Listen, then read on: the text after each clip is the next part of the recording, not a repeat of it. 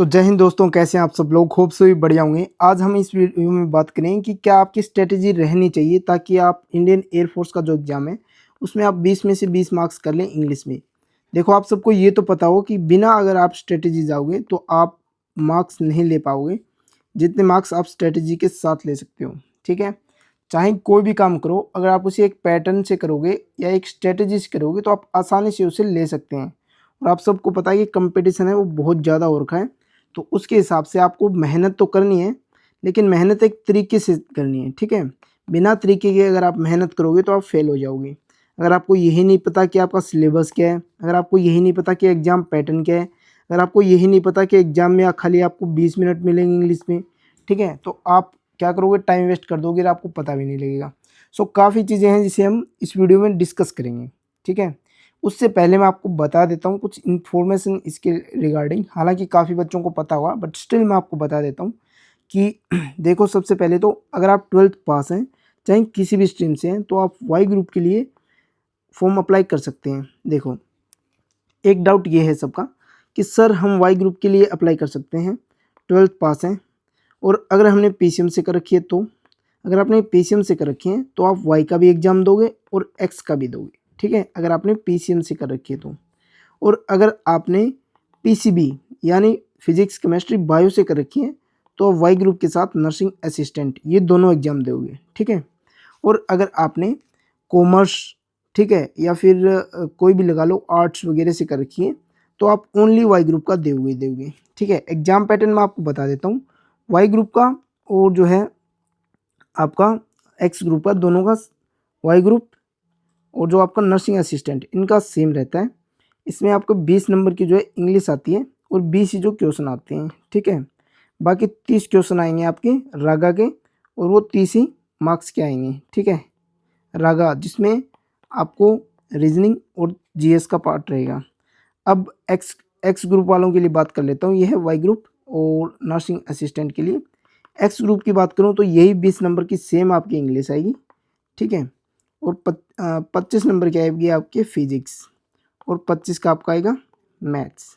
ठीक है, और एडवांस मैथ्स आएगा जो कि आपके 11th और 12th में मैथ्स आती है ना, वो वाली मैथ्स। ठीक है, अब हम डिस्कशन कर लेते हैं एक और इम्पोर्टेंट चीज़ है। देखो, 50% आपके इंग्लिश में होने जरूरी है। अगर आपके इंग्लिश में 50% नहीं है तो आप ये फील ही नहीं कर सकते एग्ज़ाम। ठीक है, सो आपका आवेदन नहीं हो पाएगा। इसके आवेदन कब से स्टार्ट हैं तो आवेदन की बात कर लेते हैं सबसे पहले। सो आपका आवेदन है 6 जुलाई से लेकर 26 जुलाई तक। ठीक है, तो आप 6 जुलाई, अभी आने वाली 6 जुलाई से आप इसके लिए अप्लाई कर सकते हैं। और फिर आपका एग्ज़ाम है वो भी फिक्स है, देखो 22 से लेकर 23 तक। ठीक है, सितंबर में। तो आपके पास अच्छा खासा टाइम है, तो इस टाइम को अगर आप यूटिलाइज़ कर लेंगे और आप इसे अच्छे तरीके से यूज़ करेंगे तो आप आराम से इसमें सिलेक्शन ले सकते हैं। आराम से मैं क्यों बोल रहा हूँ मालूम है आपको? देखो, इसका सबसे बड़ा पता है ख़ास बात क्या है? एक तो 50% इसमें चाहिए इंग्लिश में, जिसके 50% नहीं है तो वहाँ पर वो इसके लिए अप्लाई नहीं कर सकता। ठीक है, तो वहाँ पर आपका कंपटीशन कम हो गया। ठीक है, दूसरा रीज़न बताता हूँ, अभी मैन पावर की काफ़ी ज़्यादा कमी है, तो उसकी वजह से आपके जो नंबर ऑफ वैकेंसीज है दिन ब दिन बढ़ते ही जा रहे हैं। ठीक है, दिन ब दिन बढ़ते जा रहे हैं। अभी तक का इतिहास है, जब जब से आपके अग्निवीर के स्टार्ट हुए हैं तब से आपका दिन ब दिन वैकेंसीज बढ़ती जा रही हैं। ठीक है, तो आपको इस अपॉर्चुनिटी को जल्द से जल्द ग्रैब करना है ताकि जब भी आपकी मैन पावर पूरी हो जाए और फिर वैकेंसीज उसी के हिसाब से आने लगे, उससे पहले अगर आप इस इनटेक को कंप्लीट कर सकते हैं तो आप आराम से इसे ग्रैब कर लेना। ठीक है, अब मैं देखो इसका एग्ज़ाम सिलेक्शन, इसका जो प्रोसेस है वो मैं आपको बता देता हूँ। इसका कंप्लीट प्रोसेस, पहले होगा आपका एग्ज़ाम। ठीक है, उसके बाद होगा आपका फिजिकल। ठीक है, उसके बाद होगा ग्रुप डिस्कशन। ठीक है, उसके बाद होगा एक साइको का टेस्ट जो कि काफ़ी नॉर्मल आता है। अगर आपने इसमें सारे अटैम्प्ट कर लिए तो आप पास हो जाओगे। ठीक है, और उसके बाद होगा आपका मेडिकल और उसके बाद लगेगी आपकी पीएसएल और फिर एनरोलमेंट। ठीक है, सो मतलब कहने का ये होगी मेरिट। अब देखो कंपटीशन कहाँ कहाँ। अब कुछ बच्चे ऐसे हैं जो एग्ज़ाम मतलब कर लेते हैं लेकिन उनका फिजिकल नहीं हो पाता, मैंने बहुत देखे हैं ऐसे। ठीक है, जो लगभग 6.5 मिनट का इसमें टाइम रहता है तो आप 1600 मीटर का नहीं कर पाते भाई। इसके अलावा इसमें पुशअप्स भी हैं। ठीक है, और जो आपके एब्स के लिए है ना एक्सरसाइज, उसका नाम भूल गया मैं, वो भी हैं 10-10 स्क्वाट्स भी हैं। ठीक है, 20 स्क्वाट्स हैं। तो ये सारे कंप्लीट नहीं कर पाते काफ़ी बच्चे, तो यहाँ पे आपका फिर से कंपटीशन क्या होता है, डिक्रीज हो जाता है। ग्रुप डिस्कशन, तो ग्रुप डिस्कशन में क्या करना होता है, क्या नहीं करना होता, वो मैं सब आपको बताऊँगा। देखो दोस्तों, आपको एक चीज़ मैं क्लियर कर देता हूँ, मैंने 3 बार एग्ज़ाम दिया है, ठीक है? पहले भी बता चुका हूँ और तीनों ही बार मैंने क्रैक किया है, ठीक है? इसके बाद हर एग्ज़ाम के बाद ग्रुप डिस्कशन क्लियर किया है, हर एग्ज़ाम के बाद मैंने जो फिज़िकल क्लियर किया है। मैं पहले में मेडिकल में कोई एक छोटी-मोटी कमी की वजह से निकल गया था, दूसरे में मैंने कंप्लीट मेरिट वेरिट सब क पास हो गया था और थर्ड में जो है कि अग्निवीर आया था, उसमें भी आपका मेडिकल का एक छोटा-सा वो था, सो मैं मेडिकल देने ही नहीं गया, ठीक है? उसके बाद मैंने दिल्ली पुलिस की तैयारी स्टार्ट की और दिल्ली पुलिस जॉइन कर ली, ठीक है? तो आपको मैं एक बता रहा हूँ, एक पैटर्न होगा, तो उसके हिसाब से अगर आप करोगे तो आपकी दी बेस्ट रहेगा, ठीक है? सो अभी उसके बाद देखो फिर साइको में कुछ ऐसे बच्चे होते हैं जिन्हें नहीं पता कि सारे क्वेश्चंस अटेम्प्ट करने होते हैं, सो वो अटेम्प्ट नहीं कर पाते। भले ही उन्होंने अच्छा स्कोर किया हो साइको में, लेकिन अगर 2 से 3 क्वेश्चन छोड़ देंगे तो वो फेल हो जाएँगे, ठीक है? यहाँ पर भी कॉम्पिटिशन कम हो जाता है। फिर मेडिकल में काफ़ी ऐसे बच्चे होते हैं जिनके मेडिकल में कोई ना कोई दिक्कत होती है, यहाँ कॉम्पिटिशन कम हो जाता है। तो ओवरऑल कहने का मतलब है, आपको अगर यहाँ पर इतना ज़्यादा कॉम्पिटिशन कम हो रहा है तो इस चीज़ का आप फ़ायदा क्यों नहीं उठा रहे, ठीक है? आपको एक पैटर्न के हिसाब से लेके चलना है। आप अगर एग्ज़ाम में बहुत अच्छे हैं, तो भी कोई वो नहीं है कि आप एग्ज़ाम क्लियर कर लोगे। एग्ज़ाम क्लियर कर लोगे, ठीक है, अच्छी बात है, लेकिन फिज़िकल आपका फिज़िकल नहीं है तो फिर आप फेल हो जाओगे। तो आपको एक सिस्टमैटिक वे के हिसाब से चलना है, ठीक है? तो आपका एक सिस्टम होना चाहिए कि आपको जो-जो रिक्वायरमेंट है, फिज़िकल आपको होना चाहिए, आपका एग्ज़ाम अच्छा होना चाहिए और आपका ग्रुप डिस्कशन। ग्रुप डिस्कशन अगर आप हिंदी मीडियम से भी हैं, तो भी आप क्लियर कर देंगे। मुझे कुछ 4 से 5 पॉइंट ऐसे पता है, जो आपको आसानी से ग्रुप डिस्कशन क्लियर करवा देंगे, ठीक है? उसमें काफ़ी चीज़ें होती हैं, वो मैं आपको बता दूँगा, पहले आपका एग्ज़ाम होने दो। तो दोस्तों 6 जुलाई से लेके 26 जुलाई, तो आपको मैं फिर से बता रहा हूँ, देखो 6 जुलाई को हो सके तो इतना जल्दी आप फॉर्म अप्लाई कर देना, 7 जुलाई तक या 8 जुलाई तक, ठीक है? तो फॉर्म अप्लाई करने के, क्योंकि बाद में सर्वर डाउन हो जाएगा तो आप अप्लाई नहीं कर पाएँगे। इससे ज़्यादा आपका डाउट आता है कि सर हमारी एज ये है, सर हम इसके लिए अप्लाई कर सकते हैं। अब 1 जुलाई 2005 से लेके 1 जनवरी 2010 के बीच जिसका भी जन्म हुआ है, जैसे 2006 का कोई है, 7 का कोई है, 8 का कोई है, 9 का भी, वो सारे अप्लाई कर सकते हैं भाई। तो ये रही आपकी एज क्राइटेरिया, आप देख लेना इसके हिसाब से कि आपकी एज क्या है, आपकी एज इन 2 एज के बीच में आ रही है या नहीं आ रही, तो आप इसके लिए अप्लाई कर सकते हैं। एक है हाइट का, देखो कितना अच्छा बेनिफिट है, 152 सेंटीमीटर, मात्र 152 सेंटीमीटर, और मेल और फीमेल दोनों के लिए है, ठीक है? मेरे भाइयों के लिए भी है और बहनों के लिए भी है।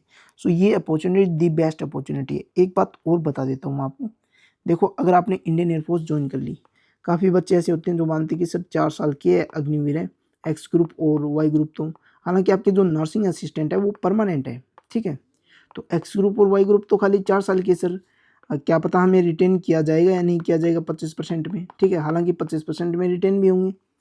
तो कुछ ऐसे बच्चे भी होंगे जो विलिंग देंगे कि सर हमें रिटेन नहीं होना, तो वहाँ पर भी आपका ये मान के चलो कि 25% में नाम आने के ज़्यादा चांसेस हो जाते हैं।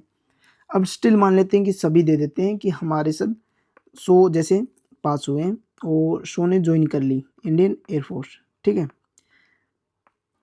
तो 100 बच्चों ने जॉइन कर ली, तो ये 4 साल के बाद में तो 75 बच्चों को बाहर निकालेंगे, 25 को रखेंगे।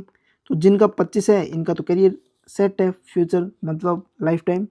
अब 75 क्या करेंगे? देखो इन 75 में आपको जो इतनी ज़्यादा आपको कोटा दिया जा रहा है ना, और ये मान के चलो कि कोई भी फोर्स है, कोई भी, वो आपको 20% तक तो दे ही रही है, ठीक है? तो 20% सीट बहुत ज़्यादा हो जाती है भाई, 20% बहुत ज़्यादा हो जाती है। जैसे कि मान के चलता हूँ दिल्ली पुलिस की आपकी 7,000 है, ठीक है? 7,000 में से अगर 20,000 7,000 वैकेंसीज़ हैं, तो 20% कितनी हो जाएगी? 1400, 1400 सीट ओनली फॉर अग्निवीर। 1400 में आपको कोई इंटरप्ट नहीं कर सकता, ठीक है? और आपने अगर एयरफोर्स की तैयारी करी है, तो आप आराम से क्लियर कर दोगे, ठीक है? ये जो दिल्ली पुलिस का एग्ज़ाम है, क्योंकि दिल्ली पुलिस में 25 नंबर की तो खाली रीजनिंग आती है, तो आप रीजनिंग में पूरे में से पूरा स्कोर करो, और 50 में से जीके है, तो जीके में आप 25 मार्क्स ले आओ, और साथ में 15 अगर मैथ्स की है तो इसमें 10 के आसपास ये आ जाएंगे, और कुछ कंप्यूटर के 10 का है, तो यहाँ से 7-8 तो आराम से बन ही जाएंगे। तो मतलब एक एग्ज़ाम का जो पैटर्न होता है ना, किसी भी एग्ज़ाम का, तो उसका एक एग्ज़ाम का एक पैटर्न होता है, जैसे मैं आपको बताऊँ, कि जैसे 100 नंबर का पेपर है तो उसमें 50 नंबर डाल देंगे ईजी, जो सभी को आते हैं, ठीक है। फिर 25 क्वेश्चन डालेंगे मॉडरेट, जो पढ़ने वाले बच्चे होते हैं वो कर देते हैं।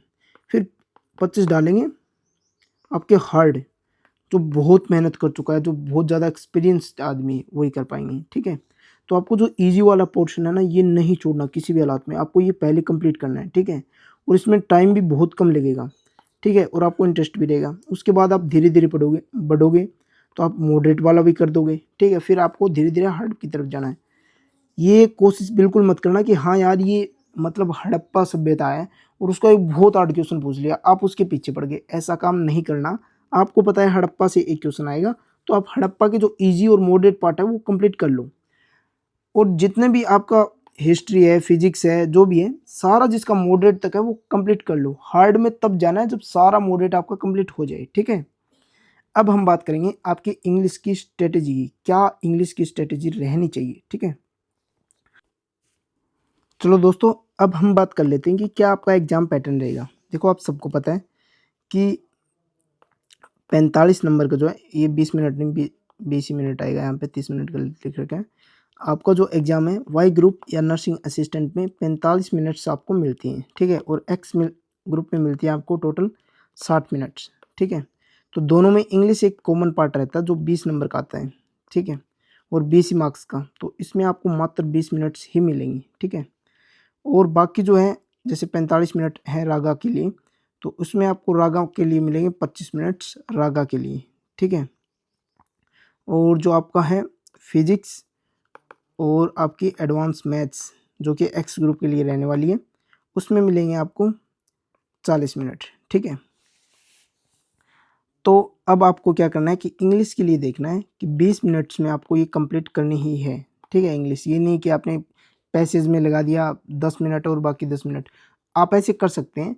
लेकिन आपको मैं बता देता हूँ, ये मत कर देना कि पैसेज में आपने क्या है 15 मिनट लगा दिए, ठीक है, और फिर 5 मिनट रहे तो आप इसमें कर ही नहीं पाए, ना टेंस कर पाए ना प्रीपोजिशन कर पाए। सो मैं आपको पहले ये क्लियर कर देता हूँ कि मात्र 20 मिनट आपको वो जो है कंप्लीट मिलेंगे, ठीक है। अब हम बात कर लेते हैं कि आपके जो एग्ज़ाम का एक सिलेबस होता है, आप सबको पता होगा, मैंने आपको सिलेबस ऑलरेडी बता दिया। और अब मैं आपको बताऊँगा कि किस जो चैप्टर्स हैं कितना वेटेज रहता है। देखो एसएससी का कुछ फिक्स नहीं है कि कहाँ से कितना पूछे। अब आपने देखा होगा एसएससी जीडी के एग्ज़ाम में ये पुलिस प्रशासन से क्वेश्चन पूछ लिए, कभी कहीं से पूछ लिए, इतना मतलब वाहियात पेपर बना देते हैं। लेकिन इंडियन एयरफोर्स, आर्मी, इनका लगभग सेम रहता है, ठीक है। इंडियन एयरफोर्स का तो इतिहास रहा है, जितना है उसी के हिसाब से वेटेज उसी के हिसाब से देते हैं, ठीक है। तो आपको भी इसी के हिसाब से पढ़ना है। देखो प्रीपोजिशन के 2 नंबर आएंगे, 2 मार्क्स के आएंगे, तो आपको क्या करना है प्रीपोजिशन अच्छे से रट लेना है, ठीक है। तो ये मान के चलने लेना कि अगर आपको प्रीपोजिशन आती है तो 2 मार्क्स आपके कन्फर्म है, कोई नहीं रोक सकता, ठीक है। और हाँ, प्रीपोजिशन में भी फिक्स प्रीपोजिशन को आप ज़्यादा मान के चलना, यहाँ से एक क्वेश्चन आएगा ही आएगा फिक्स प्रीपोजिशन से, ठीक है। नेक्स्ट बात करूँ टेंस, टेंस से या तो एक आएगा या 2 क्वेश्चन आएंगे, ठीक है। और ये आएंगे एरर के रूप में,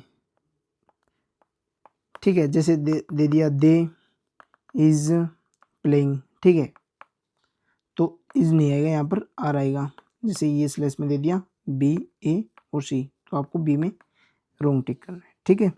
सो इस तरह से आपको टेंस दिए जाएंगे। नरेशन और वॉइस, ये देखो काफ़ी इजी टाइप है ये, ठीक है। और ये चेंज करने आएंगे, एरर इसका था, सो ये चेंज करने आएंगे नरेशन और वॉइस। तो यहाँ से 2 से 3 मार्क्स कन्फर्म है, और आप सबसे पहले वॉइस और नरेशन ही करना, मैं आपको बता रहा हूँ, ठीक है। एक सब्जेक्ट वर्ब एग्रीमेंट, इसका एक क्वेश्चन कन्फर्म आएगा, ठीक है। तो इसको भी अच्छे से कर लेना, काफ़ी इजी पोर्शन है। इसके अलावा बात करूँ मैं आपको, तो वर्ड फॉर्मेशन, जैसे कि ये नाउन है या प्रोनाउन है या फिर एडजेक्टिव है, कोई भी वर्ड दे देंगे तो। और एक PQRS आएगा कन्फर्म। फिलर्स आएंगे, जैसे कि फिलर्स में कुछ भी पूछ सकते हैं, जैसे कि प्रीपोजिशन पूछ लें, ठीक है, या फिर वर्ब पूछ लें, तो कुछ भी पूछ सकते हैं, वो फिलर्स आएंगे 2। एक जंबल का क्वेश्चन आ सकता है, पैसेज आएगा, या तो 4 क्वेश्चन आएंगे या 5 क्वेश्चन आएंगे, ठीक है। तो आपको पैसेज को भी अच्छे से प्रैक्टिस कर लेना है। आपका बहुत हार्ड नहीं आने वाला, मॉडरेट टू इजी लेवल का आने वाला एग्जाम, ठीक है। सो आपको उसी के हिसाब से तैयारी करनी है। बाकी सिनोनिम और एंटोनिम आपको जो है 2 क्वेश्चन देखने को मिल सकते हैं, हो सकते हैं आपको 3 भी क्वेश्चन देखने को मिल जाएँ। स्पेलिंग से आपका एक 100% आएगा, ठीक है। वन वर्ड या इडियम से हो सकता है दोनों से 2 क्वेश्चन आ जाए या फिर दोनों से सिर्फ एक ही क्वेश्चन आए, ठीक है। सो लगभग वोकैब आएगी आपके 5 नंबर की, कॉम्प्रिहेंशन आएगा 5 नंबर का और बाकी जो ग्रामर है वो आएगी 10 नंबर की, ठीक है। तो आपको इसके हिसाब से पैटर्न पढ़ना है। अब हम बात कर लेते हैं कि सर हमें ये सब मटेरियल मिलेगा कहाँ पे? तो देखो, एक तो एक्स ग्रुप वालों के लिए मैं बता देता हूँ, आपको ये फिजिक्स रेडी है आपकी और आपके लिए इंग्लिश रेडी है, ठीक है। वाई ग्रुप वालों के लिए इंग्लिश रेडी है, ठीक है। रागा का जो पार्ट है अभी रेडी हो रहा है, सो मैं बिजी चल रहा हूँ। हो सकता है कि आपको 7 या 8 जुलाई तक देखने को रागा का भी मिल जाए, ठीक है।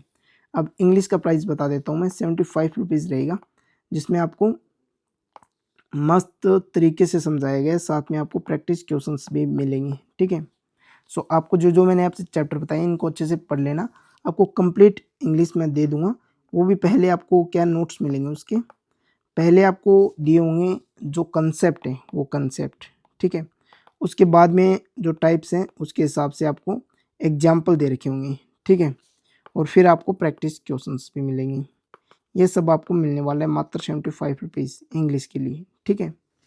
अब बात कर लेते हैं फिजिक्स की। तो फिजिक्स जो है स्पेशल फिजिक्स जो एक्स ग्रुप के लिए रहने वाली है, तो इसमें आपको प्राइस देना होगा 49 रुपीज़, ठीक है।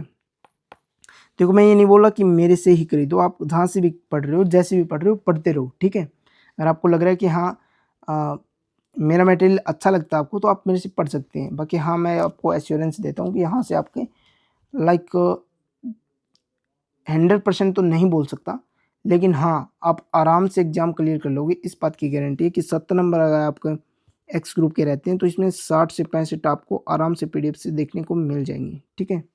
और अगर आपका 50 है वाई ग्रुप का, तो 50 का ये मान के चलो 45 प्लस आराम से स्कोर कर दोगे अगर आप मेरी पीडीएफ पढ़ लोगे तो, ठीक है। बाकी प्रैक्टिस रहती है भाई, मैंने बताया ना 5 क्वेश्चन सो अब बहुत हार्ड होते हैं। अगर आपने मेरे वाले क्वेश्चन पढ़ भी लिए तो भी आपको क्या होगा कि उसको बार बार प्रैक्टिस किया है, तो आप उससे थोड़ा सा फॉर्मेट करके थोड़ा सा चेंज करके क्वेश्चन देंगे तो ही आप उसे कर सकते हैं, ठीक है। आपको ये नोट्स कहाँ मिलेंगे? तो आपको मैसेज करना होगा 99 50 65 48 49, ठीक है। ये 6 है, तो इस पे आपको व्हाट्सअप करना होगा और व्हाट्सअप करने के बाद आपको मिल जाएगा, ठीक है। अगर आप इस चैनल पे नए हैं तो इसे सब्सक्राइब ज़रूर कर लेना और हाइप का बटन ज़रूर दबा देना, लाइक कर देना अगर हो सके दोस्त तो, ठीक है। और बाकी मैं आपको स्ट्रेटजी बताता रहूँगा और आपको वन लाइनर्स भी धीरे धीरे मैं प्रोवाइड करवा दूँगा। कोशिश करूँगा लास्ट के जो 20 या फिर 30 दिन बचेंगे ना, तभी आपको वन लाइनर्स दूँ, नहीं तो आप वन लाइनर के चक्कर में रह जाओगे अभी, ठीक है। सो अभी मैं आपको कंसेप्ट प्रोवाइड करवा रहा हूँ, तो एक कंसेप्ट के हिसाब से आपको पढ़ना है, ठीक है। एक बात और है, रोज़ आपको 30 मिनट देनी है पैसेज के लिए रीडिंग, ठीक है। रीडिंग के लिए कुछ भी पढ़ सकते हैं आप, इंग्लिश की बुक्स पढ़ सकते हैं, न्यूज़पेपर पढ़ सकते हैं, ठीक है। या फिर आप कुछ भी पढ़ सकते हैं, लेकिन आपको रीडिंग करनी है आपको, ठीक है। बहुत ज़्यादा हार्ड भी नहीं करनी। और 30 मिनट आपको देने हैं वोकैब को, ठीक है। वोकैब याद नहीं होती, भूल जाती हूँ, इसलिए इन दोनों को। और आपको ग्रामर को भी ज़्यादा नहीं 30 से 45 मिनट दे ही देना, ठीक है।